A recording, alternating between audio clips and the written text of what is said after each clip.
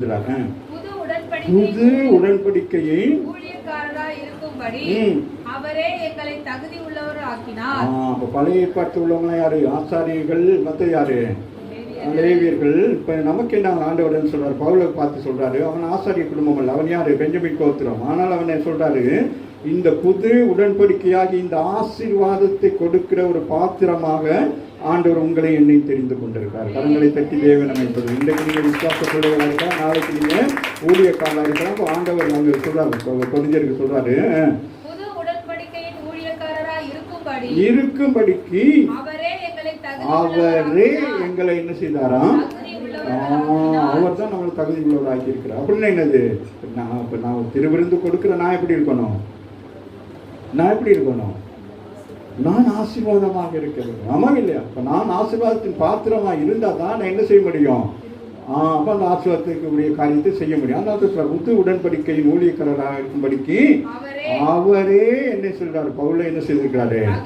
தகுதி. நமக்கு தகுதி எங்க இருக்கு?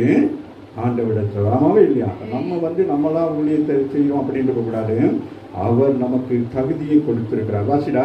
அந்த உடன்படிக்கை எழுத்திற்குரியதாய் இராமல் ஆவிக்குரியதாய் இருக்கிறது. எழுத்து கொல்லுகிறது.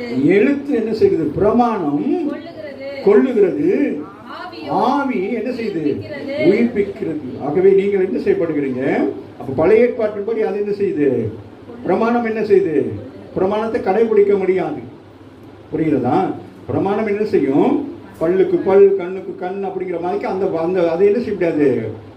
அவன் கடைபிடித்தானா அவன் பாக்கியவான். ஆனால் என்ன செய்ய முடியாது? கடைபிடிக்க முடியாது. அது ஏதோ ஒரு விஷயத்துல என்ன செய்யணும்?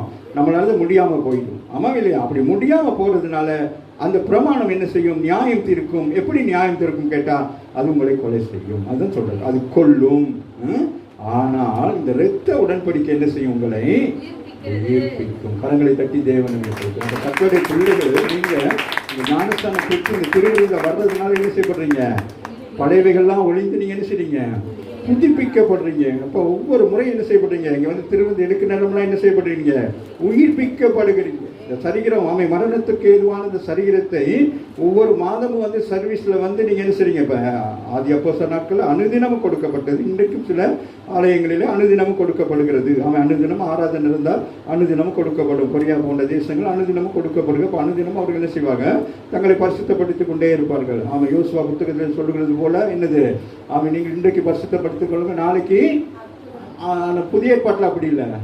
என்னது? அனுதினமும் நாங்கள் என்ன செய்ய வேண்டும்? பரிசுத்தமாக்கப்பட என்ன நடக்கும்? அற்புதம் நடக்கும். பாருங்க.